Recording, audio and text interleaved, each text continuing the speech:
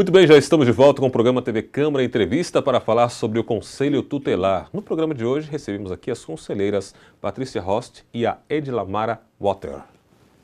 Falei certo, né? Só nome internacional aqui hoje, né? Prazer recebê-las aqui mais uma vez. Voltar a falar um pouquinho sobre esse assunto tão importante. Nós fechamos o bloco lá falando sobre a questão da atuação do Conselho.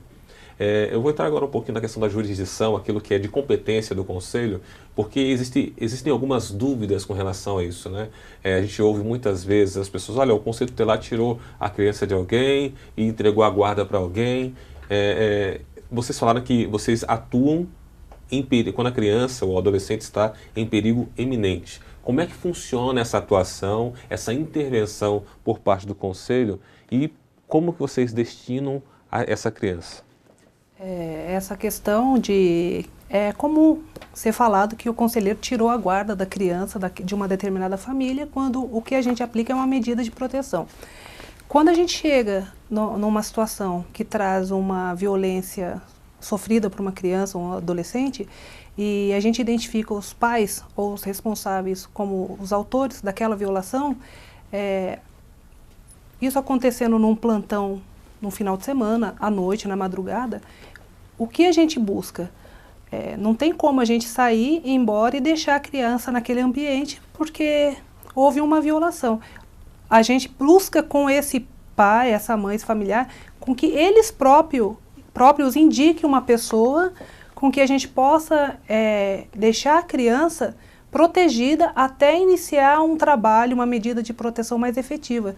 Então, os próprios pais indicam um familiar, uma avó, um tio, alguém da confiança deles, que é cientificado sobre o que está acontecendo. Agora, se não tem uma indicação deles próprios, a gente não tem outra alternativa, e isso fica claro para o responsável, que a criança, para uma proteção até ser iniciado um trabalho, ela vai ser preciso acolher essa criança. Então, ou seja, muita gente pensa que o Conselho Tutelar só pode fazer isso na presença ou com o mandado, né, da Vara da Infância e da Juventude, da promotoria, enfim. Mas ele tem essa autonomia de fazer o seu papel, que no caso é preservação, né, do direito lá, dos direitos da criança e do adolescente, de agir de imediato, né? Isso. E aí, tomando essa medida, né, muitas das vezes tem familiar que chama para ele a responsabilidade, porque aquela criança ela já está vivenciando e a família já é do conhecimento dela. Então elas acabam chamando para ela essa responsabilidade e a orientação, né, o esclarecimento que é dado a elas é que se elas pretendem ter para ela os cuidados efetivos daquela criança, ela precisa procurar a Defensoria Pública ou um advogado e entrar com uma ação judicial para buscar uma guarda efetiva. Porque aquilo que a gente fez naquele momento não é a entrega de uma guarda, e sim a aplicação de uma medida de proteção, né?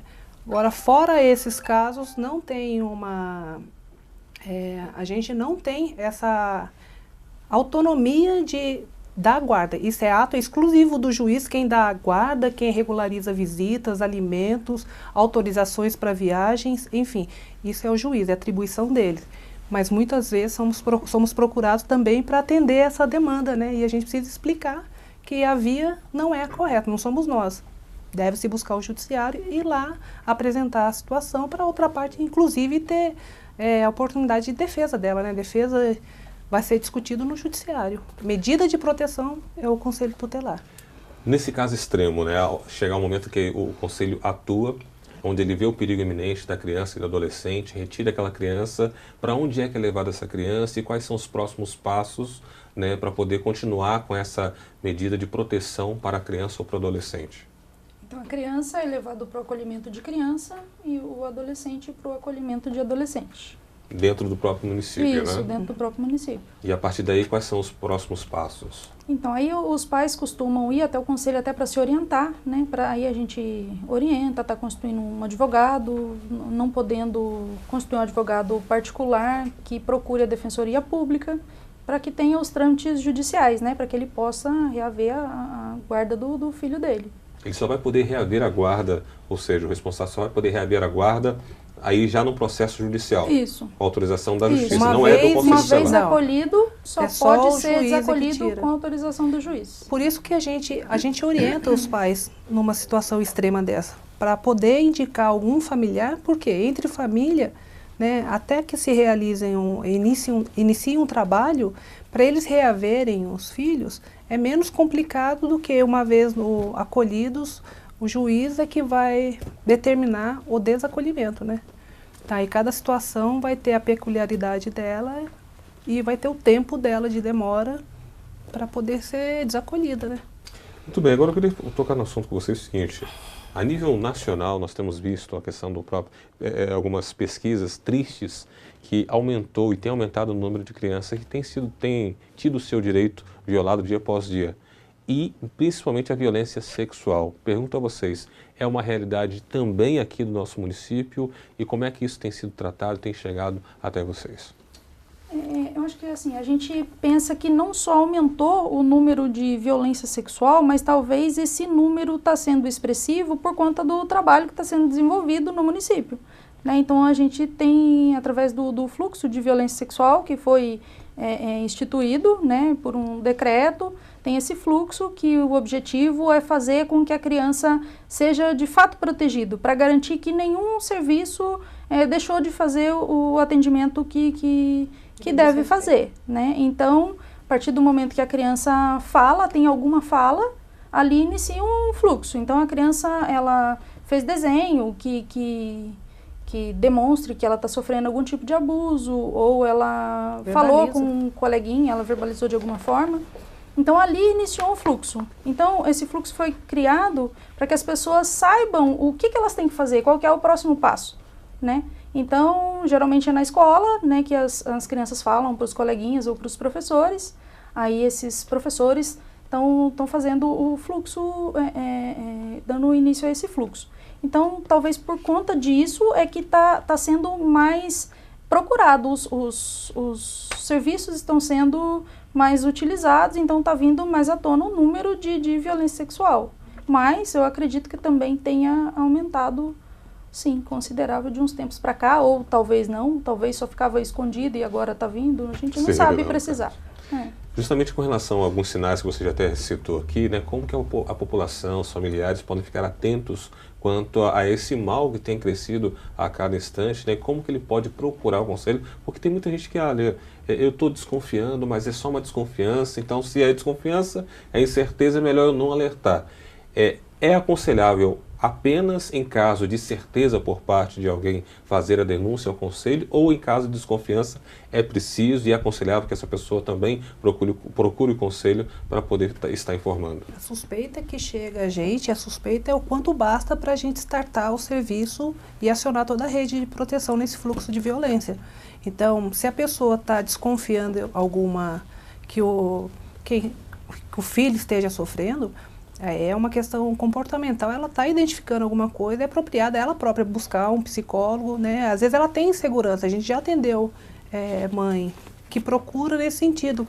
Olha, eu acho que, desconfio que, ou levanto umas suspeitas. Olha, a partir do momento que a senhora trouxe a informação, a gente vai startar, vai encaminhar essa criança para um atendimento especializado com uma psicóloga, né? Vai comunicar ao Ministério Público, vai movimentar toda a rede de proteção no sentido de, né, não de investigar, mas de preservar o direito da criança onde tem uma suspeita desse tipo de violação. Agora, acho que é importante complementar também, porque assim, esse fluxo não significa que ele é criminal. Né? Então, a suspeita não necessariamente vai ser um crime, vai ter um boletim de ocorrência. Então, a gente também tinha bastante dúvida de como proceder. Poxa, porque às vezes é uma mentira também, né? A pessoa trouxe, quer prejudicar o outro e vem com uma mentira, utiliza o conselho tutelar para prejudicar o outro. Né? Então, a gente fica, e agora? É de fato uma denúncia ou não? Mas aí a doutora Renata, que é a nossa promotora de justiça, numa reunião, conversou bastante com a gente, orientou de que a promotoria da infância, ela não é criminal, ela é de proteção, é um órgão de proteção da criança e do adolescente. Então, quando a gente faz com que esse fluxo funcione, não necessariamente é para punição de alguém, mas sim para saber que essa criança, se eventualmente sofreu algum tipo de abuso, que ela, de fato, vai ter o seu direito restabelecido. Restabelecido. Além do abuso sexual, né, quais são os outros crimes ou direitos violados que as crianças aqui na nossa cidade têm sofrido? Quais são os índices que vocês têm de denúncias que chegam até vocês, de casos que têm chegado até o Conselho? Nossa, dos mais diversos casos, né? Tem violência física, violência sexual, negligência. Negligência que é muito. Negligência é o que mais chega, né? Evasão escolar, excesso de faltas. Comportamento, o próprio comportamento. As pessoas a procuram dificuldade muito dos pais de também lidar com seus filhos, isso. limite. Vocês tocaram, ou seja, o excesso de faltas, né, da criança na escola já caracteriza uma violação, é isso? Isso, sim. A gente chama os pais justamente para identificar o porquê que está acontecendo. Às vezes uma carência social ali tá sendo o motivo daquela criança não estar frequentando a escola. A escola é um termômetro, né? Para a gente, que se a criança está bem ou não. A gente busca, junto à escola, como que é esse comportamento da criança em si. Então ela está tendo falta, mas como que ela é na frequência, quando ela estava frequente. Os pais participam, né? Essas crianças vão higienizadas para a escola, né? Como que olhar que eles têm daquela família em relação àquela criança? Porque muitas das vezes a escola, ela identifica que existe um excesso de falta ou mesmo uma evasão, mas não busca junto ao familiar qual é o motivo. Então já aconteceu da gente receber encaminhamentos comunicando esse excesso de falta ou mesmo uma evasão. Quando a gente chama os pais que são os responsáveis diretos, eles dizem, mas a escola não me chamou a atenção, porque muitas vezes a criança, ou mais o adolescente, né? A criança dá para ter um controle maior, mas um adolescente não, ele sai para ir para a escola e volta no horário. A impressão que os pais têm é que o filho está frequentando. Então a escola primeiramente precisa fazer o contato com os pais e ver se esses pais estão sendo diligentes ou eles estão sendo omissos, né? Tem conhecimento, o que eles estão fazendo para cumprir o papel deles, que é matricular e acompanhar o filho.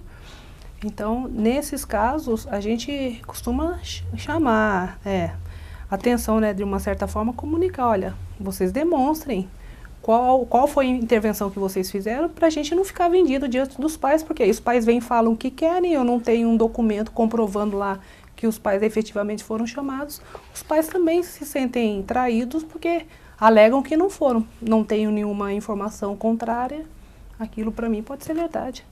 Muito bem, você está assistindo ao programa TV Câmara Entrevista. Nosso tema de hoje é Conselho Tutelar. Estamos aqui com as duas conselheiras aqui da nossa cidade, a Patrícia Rost e também a Edilamara Walter.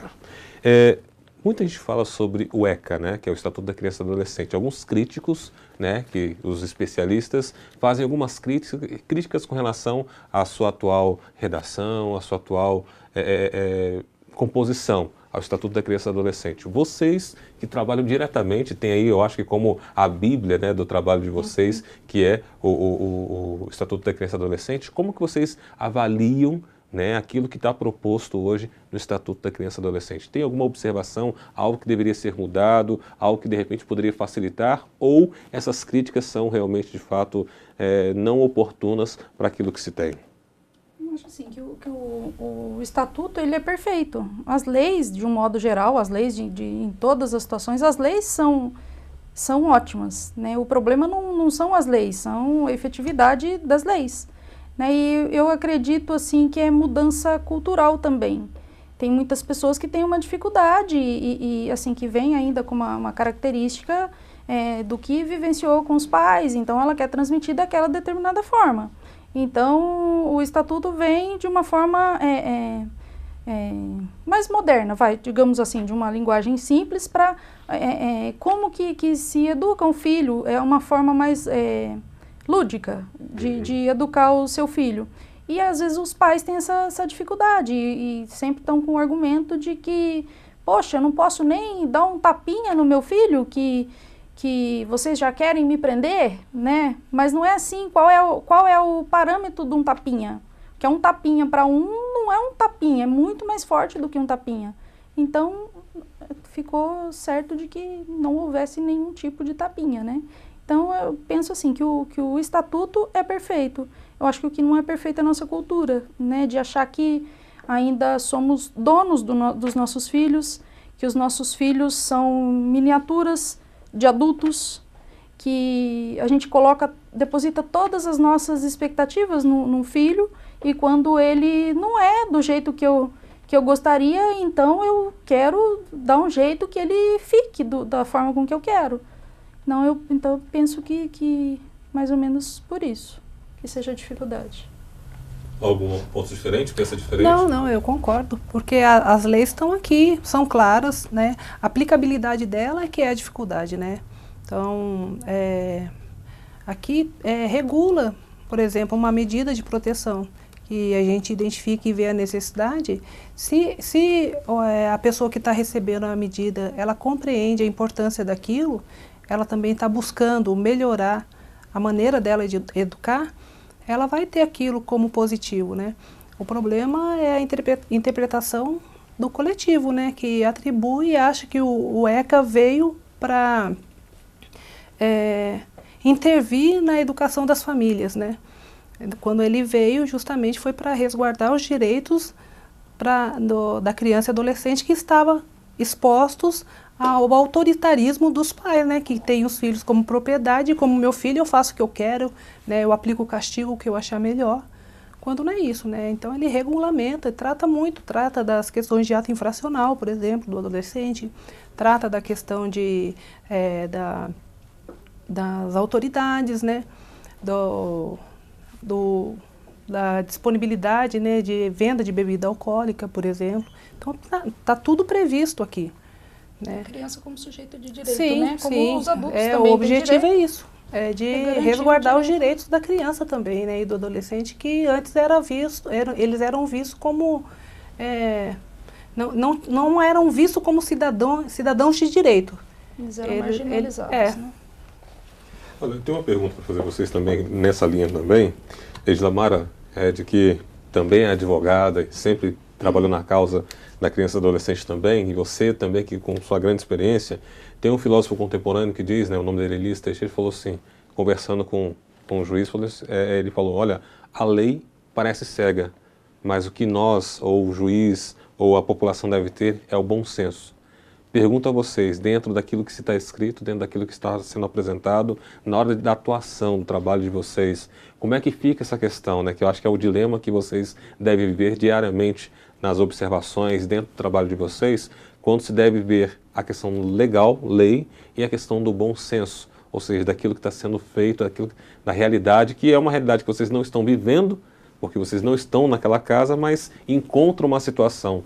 Nessa hora, como fica a cabeça do conselheiro e qual é a atuação dele? Ele vai mais pelo bom senso ou ele vai mais pela questão daquilo que está escrito no próprio vai depender da situação que a gente deparar. Porque tem situações que são claras e tem a previsão e a gente é vinculado àquilo que está escrito aqui no código. Mas tem situações que não tem uma descrição, o que a gente deve fazer. Aí vai ser o bom senso. A gente vai ter que, dentro daquele contexto que a gente deparou, né, tirar a conclusão do que a gente melhor pode fazer para promover a proteção e, né, resgatar aquele direito que foi violado. E uma grande dificuldade que a gente tem, às vezes nem é tanto só naquele ambiente familiar, é na continuidade e na aplicação das medidas de proteção, porque a gente precisa lidar com o outro, às vezes com o judiciário, né, com as delegacias, com os policiais, e por desconhecer o que é a nossa atribuição, muitas vezes a gente vê dificuldade, porque busca da gente uma atribuição que não é nossa, a gente tem um limite, até aqui a gente pode fazer, daqui para frente é o outro que vai fazer. Então espera-se da gente e cria e se frustram numa expectativa de uma atuação que não é nossa, né? Já aconteceu de a gente ser acionado num plantão pelo fato de um adolescente que cometeu um ato infracional estar lá na presença da autoridade policial e, ao invés de chamar o familiar, que é quem tem que estar lá do lado do adolescente, fazem contato com o conselho tutelar. A gente explica, olha, precisa ligar para o responsável, o pai, a mãe, eles é que tem que estar aí. Até porque eles que vão apresentar o adolescente para o Ministério Público depois. É um compromisso deles, dos pais, do responsável. O adolescente pode indicar alguém ali. Mas é uma dificuldade nossa. Aqui em Jacareí, graças a Deus, isso superou porque houve uma intervenção da doutora Renata, que é a nossa promotora, né, junto com o doutor Brechani, que era o promotor da área criminal.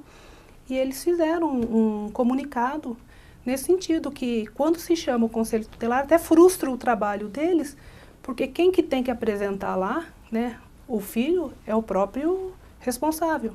Então, essa foi uma dificuldade superada. Um adolescente que está, de repente, num bar, né? Liga, tem vários adolescentes num estabelecimento comercial fazendo uso de bebida alcoólica, por exemplo. Eles acionam o Conselho Tutelar. Beber, fumar não é crime. Isso todo mundo sabe. Crime é fornecer, disponibilizar, vender. Então, esse poder de polícia não é nosso. Então, é a segurança através do policial civil, através do policial militar. Eles é que tem que ser acionado e identificar quem é o infrator, quem está infringindo a lei e ali aplicar a medida, entendeu? Mas esse tipo de contato a gente recebe também, e a dificuldade de se explicar isso e obter a compreensão do que é nosso e o que não é nosso é uma dificuldade que a gente tem também. Muito bem, nosso tempo aqui já está estourado, né? Estamos chegando ao finalzinho, já quero agradecer a presença de vocês. Aqui só uma última pergunta rapidamente, porque foi mencionado, né?